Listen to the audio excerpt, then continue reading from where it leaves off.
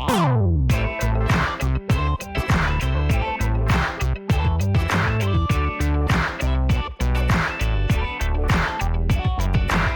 everybody, and welcome to the last IT podcast in the world. I'm David from Alt CIO Consulting, and he's Derek. Hi, Derek. Hey. Hey, do you ever lose gigantic chunks of time like I do sometimes? Yeah. Like summer? Yeah. Yeah, you probably evaporate. lose them for different reasons because you're busy with kids. Yeah. I just sort of wake up. It's been 3 months since I've done a podcast, and it's mid-July, and I do not know what happened. Kind of a la Rip Van Winkle almost. Yeah. Anyway, that's what happens. I'll probably insert like time warp music here, like right here. Like here's what the last 3 months sounded like for me. Yeah, something like that. We'll put it in there. Anyway, all right, everybody, welcome. We're going to jump right into a couple of topics. Kind of a news bag. Just it's all kind of maybe a little bit remote work. It's all remote work related, really, if you think about it. But we've got 2 or 3 news stories that we're just going to read the headlines and talk about real briefly. And Derek, why don't you kick off with your grab news bag topic? Yeah. So I saw an article that they found out North Korean IT workers have been impersonating Americans and getting hired for U.S. companies, including like defense contractors. And they've generated I think $7 million for the North Korean government by posing as American workers, getting hired for typically gig work, 100% remote, that no one was able to verify where they are, using VPNs to disguise their location, which I don't know how much tracing was happening there to begin with, but yeah, kind of a shocking and fairly disappointing to me in managerial practices and hiring practices that this happened, and happened on such a wide scale. Yeah. It's also an example of how sometimes hacks aren't the threats we think they're going to be. They're not malware installed on our laptops. They're not something harvesting data off of servers. Someone said, hey, what if we just went and worked there? Right. What if we just got permission to work at the defense contract? I want to emphasize the word North Korea. North Korea, and they are up to absolutely no good. So just to play it back to you, North Korean workers probably at the direction of their government, I'm guessing. Right. I think I had a college professor who talked about North Korea, that they were the most true communists because they nationalized every industry, including crime. And so they're engaged in counterfeiting, they're engaged in piracy, and they're engaged in, hey, if we could, combine a little bit of espionage and a little bit of revenue generation, that would be great. Yeah. And they're doing this by applying for jobs that are available on the internet and getting them. And then the second part is masking where they're working from. They're masking where they're physically working. They're using Gen AI tools to build resumes. So this doesn't even look like an outsourced offshore employee. It looks like a domestic U.S. employee. Because that was my first read of this, is like, we got to tighten up, how are we getting this far down the road? No, this looks like a person in California that's able to answer their interview questions. And we just, we've talked about that with camera, never seen a face. We've never met them in person, and they'll go pick up gig work. And so a lot of times it's freelance, not as an employee. But so 1099 contractors, but they'll milk it for 3 to 6 months before they get found out, and get a lot of info. Either they're bringing money into their country or knowledge, or both. Yeah, exactly. So I did read that during the interview, they did notice some of these candidates were taking extremely long between answering questions, or maybe not even having their camera on. So first of all, before we go any further, obviously we don't want headlines like this, which other people have read as well, to change anyone's hiring practices about Asian sounding names or anything like that. This is even given the numbers Derek said, this is extremely isolated, but it's good to know about that this does happen, and people shouldn't be too far. I would imagine they're targeting too. So if you're not in a super military adjacent industry, they're probably not coming for you. So don't worry too much about it. But I'm curious, what are some ways to combat this kind of thing? Yeah, so I think they are trying to get tools and like I have a friend that's a recruiter and he was talking about trying to get to beat these sort of fake resumes, fake LinkedIn profiles, and they're so just as they're using AI to sort of commit this crime, there's a lot of AI tools that will find red flags in fake Mm, resumes, fake profiles. So that was an interesting tool. Um, I think we've talked about that too, just in your management practices of if you're remote, but you're having maybe an occasional real live meetup, that would flesh out 100% of these, right? If you did right. a once a year offsite, once a quarter, that can't happen. Camera on meetings, Yep.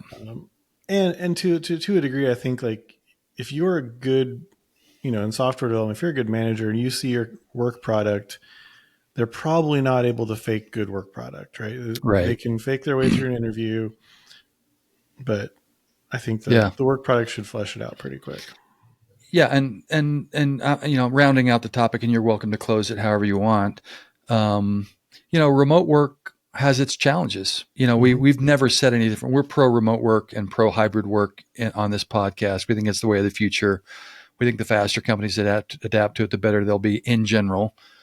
But there are traps and things to watch out for. This is one example. I've got one 2 stories down the road that's similar. Yeah, Um, we're going to have to be smart. We're going to have to use tools, AI against AI. We're going to have to make sure that we're getting quality employees, no matter what that means. right. Yeah, And I think that's there is a little bit of I don't think this is going to like you said, this is happening to companies that have sensitive info.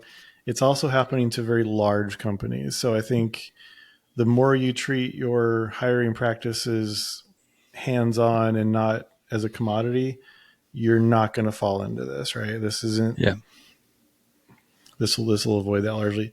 I did think that delay was interesting. So when you're doing these interview projects, um, you expect a little faster response time, so you can't have somebody in somebody's ear basically answering the question for them. So yeah. Good point.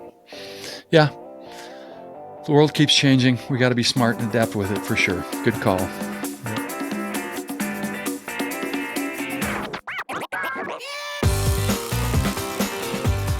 Okay, speaking of remote work, I'm going to back into the title of this article that I'm going to cover. And this is written by someone whose real name I won't give, but they prefer, they enjoy, they like to be called the evil HR lady.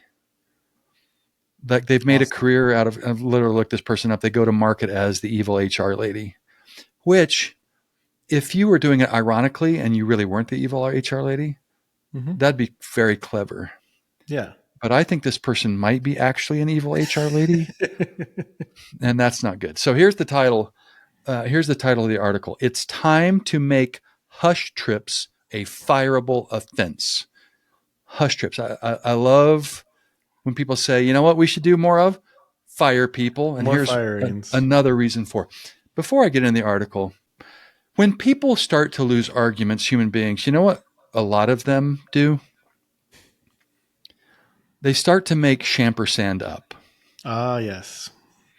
Like they start grasping for reasons why you shouldn't be allowed to do remote work. Mm-hmm. This article is that. Yeah. Anyway, it also leads, it This says, is probably illegal. yeah, exactly. The byline says, expert opinion by their name, AKA the evil HR lady. I love it when things start with expert opinion. Yeah. Real So, good dose of humility there. so do you know what a hush trip is, Derek? Would you guess? So I've heard the term a little bit of the remote worker without really announcing it temporarily goes to another location to work. So, um, takes advantage of the remote nature of the work. Doesn't no one needs to know. I'm still getting my work done. Goes to another Yeah. site. I've done this not in a hush sense, but I've worked remotely Yeah. off site So have I. before. Yeah. So they kind of add the hush to make it sound like someone's doing something nefarious. But Right. basically, it's when, let's say you're a remote worker and your remote work location is your home. Mm-hmm. It's when you decide, you know what, me and the family are going to grandma's, 3 states away. And while Mm-hmm. we're there, I'm just Still going to gonna work. work. Yeah, I'm still going to work. Mm-hmm. Or I'm going to work in the mornings and I'm going to take the afternoons off, whatever. Yeah. It's no one's hiding any, they're still working. Literally, the beef about this article is not telling your boss where you are.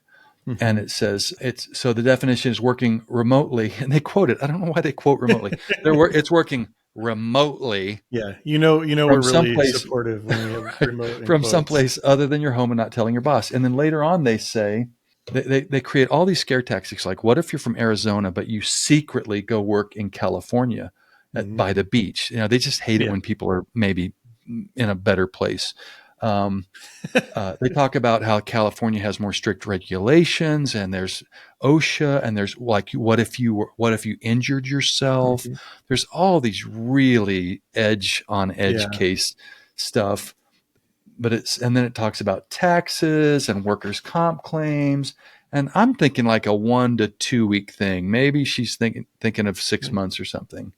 She makes a statement that you should always know where your employees are at all times. To which I say, fact check false. Right. No, if I'm a remote worker and I'm You, doing my remote work and I'm doing it from a coffee shop a block away from my house, from my bedroom, from my living room, from a house 5 miles away, 10 miles away, I think as long as there's not a beach involved, she'd be okay with it because then right. you're not technically enjoying it. And then at As the long as very it's end, not fun. yeah, it says this. I'd really love to work in this lady's HR department. You can allow travel within reasonable parameters, but be aware and talk with your accountants, your lawyers, and your workers' comp carriers to make sure people are well covered. And be like, Oh my wow, gosh. that's a lot. And then here's the final paragraph. Let your employees know the rules and know the whys. And if they break them, Derek, she says, you need to carry out consequences up to and including termination. Fantastic. Fantastic. Good job, everyone. Let's fire people because they work somewhere pleasant for 2 weeks. And again, Right. what's our thing on management? Are they getting their work done? Are their tasks being Yep. done? And I mean, it's an interesting tell too if it's a hush trip because the lack of trust that the employee has that you know this isn't a good environment to start with, right? Of like, I would think in a good healthy environment, like, hey, just a heads up, me and the family are going here. I'll be working, taking a couple of days off. Like, you should be able to be highly communicative.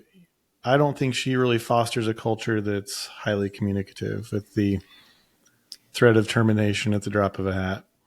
Yeah, and I would imagine she recommends lots of stringent policies that really restrict people and that there are Mm-hmm. severe consequences for everything. And Right. that doesn't sound like a great place to work. So, hashtag evil HR lady. Uh, I think your name is correct. So here's my question to evil HR lady. If I'm a salaried employee and I work in an office, which she would obviously feel more comfortable with, and I take PTO, but I have a company phone and I'm in another state or another country and I get an email Mm. or a phone Mm. call, am Yes. I breaking the law, or is my boss breaking the law by Mm. contacting me or expecting me to respond to an email in this far off land with different regulatory environment? Yeah, Derek, I don't think you should risk it. I don't think I it's worth I it. don't think you should risk opening that email. I No. mean, this woman has convinced me. What are the accountants and the attorneys and Yeah. the workers comp and the On the OSHA? advice of HR and counsel, I cannot answer. Right. Yeah, we should have another segment on how some HR departments are good, but most are not. Okay. All right.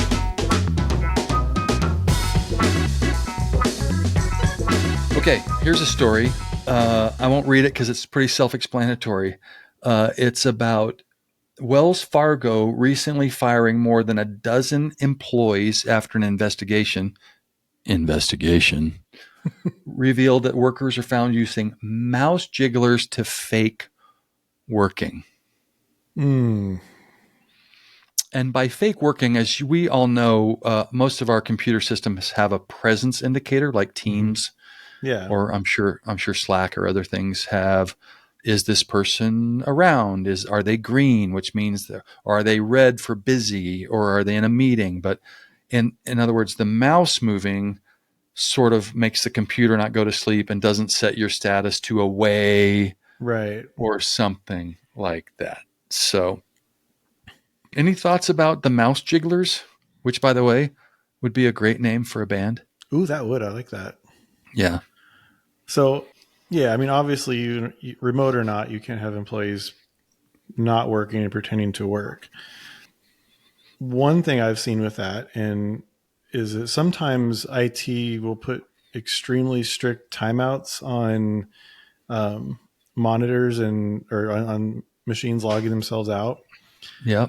So I have seen sort of non-nefarious cases for mouse jigglers in that I don't want to have to relog into my PC every 5 minutes, and especially if I use a couple and I'm back and forth between them. So I've seen sort of I'm not trying to pretend I'm working. I'm trying to not spend my whole day logging in, Yeah, especially with that some is such a multi-factor. great point. I'm glad you brought that up because as an IT leader, I hated those rapid lockdown policies. Mm-hmm. In fact, I didn't like them at all. I tried to talk people out of lock screen at all. If you want to lock your screen, lock your screen. Lock it. And Yeah. and people said, "Oh no, we got to lock the screens." And I'm like, if you can just come up with a case of anyone we know or any article that's like reasonable of like someone losing all the company's data because the screen wasn't locked, Mm-hmm. But anyway, that's a whole tangent. But that's a good point. And by the way, quickly, Mouse Jigglers can either be the software edition. You can buy and install a little app that moves your mouse around. I'll tell a story about that in a minute. Or those are bad ideas because IT can detect the software install Mm-hmm. and they find you. But there's also like physical, like you just put your mouse on a thing and it sort of Over. moves underneath your mouse, which makes your mouse look like it's tracking. And if you are going to cheat your company out of their time, I'd recommend you use the hardware version rather than the software version. Pro tip: if you're a snaky cheat, free from the podcast. But I actually during COVID, I tripped across an employee of mine that had a mouse jiggler installed in on their computer, and it was totally by accident. We weren't doing like stealthy investigations like they said here. It was just an accident that I saw this piece of software and thought, oh, I wonder who this is installed in, and I clicked on it. It was my employee. And we had a pretty serious meeting about that. And to their credit, they just admitted right off the bat that they were doing other things with that time and using that to do that. They swore it never would happen again. We talked briefly with HR just to know that HR said, like, if it ever happens again, it's not game over now. This is what I don't like about this article. Like, it just sounds like mouse jiggler equals fired. Right. I don't ever think that's really should be the case. Hardly. There's like a handful of 5 or 7 things that should just get you ushered out the door.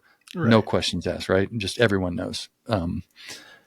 It seems like this seems a little extreme, especially coming from a company like Wells Fargo, who's had some consumer-based. That is Wells Fargo. What'd you say? The paragon of ethics that is Wells Fargo. Oh yeah, the paragon of ethics that is Wells Fargo, famous for I think cheating consumers out of billions of dollars with fees they never told them about, or credit cards they didn't want, without their knowledge. Hey, at Wells Fargo, if we've got the exact details of all of your cheating, we'd be happy for you to come on the podcast and give us the actual details of your cheating. We apologize. Tell your attorneys that we may be wrong about the exact nature of your cheating. So equal time if you want to come on. But anyway, so I do have a little bit of a heart if they were just sort of fired with I don't know what the exact process was, but let's just be clear on the pod. For the most part, other than your extreme example, like, we don't think remote workers should fool. So when you're on a hush trip, you're just working somewhere else, but you're doing your work. Right. So that doesn't qualify. Here, you're faking like you're working. Yeah.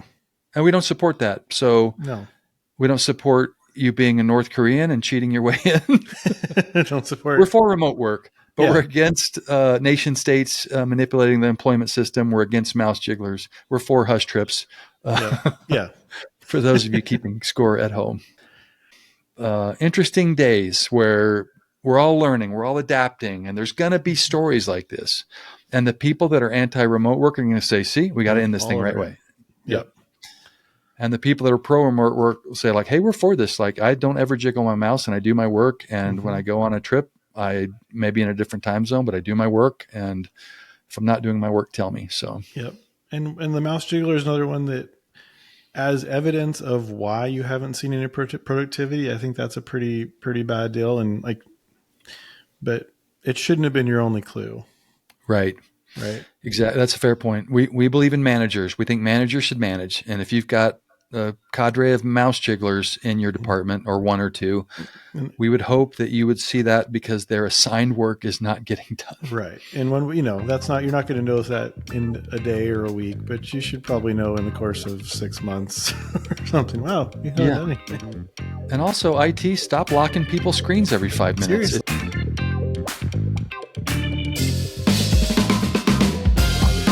Okay, awesome. Good stuff. 3 intriguing stories. So from those, Derek, what did you learn today in the What Did I Learn Today segment? So I learned if you're conducting technical interviews, maybe include a question about, are you an agent of the North Korean state? Right. Yeah, yes or no. Yeah, just yes or no. Just need to get that on record. Maybe be more subtle about it. Like, have you ever traveled or resided in North Korea? Because you kind of know instantly. Yeah, I like that. Come at it from the side. What are your thoughts on Kim Jong-un? Like 10 out of 10, or, probably get 10 out of 10. If they say 10 out of 10, gone. Yeah. And I learned, Derek, that when we talked about the subject of mouse jiggling, you had a very specific, valid use case for when someone might want to use a mouse jiggler. And it seemed to be readily available to you as an example. And I'm not saying anything about that. Yeah, I'm not saying you ever would. But you had that at the surprising ready, and just really impressed with either your quick mind or some of experiences you've had in the past. Yeah, so I did have an experience in college when these advertising bars were all the rage, and you could get paid as a poor college student some $5 to $10 a month for watching ad bars, and I had unlimited internet, and there were ways to maximize that revenue. So. I see. And by the way, I think we all get a pass for anything we did in college. Yeah. So those are safe stories here on the pod. It doesn't mean that we're, doing this in the workplace. No, we would never do that. No. Okay, good to know. Good to know, Derek. Peeling the onion, that is Derek Johnson, always one of my favorite pastimes. Always love getting together. Hey, thanks everybody for joining the podcast. We will see you later. Bye, Derek. Bye.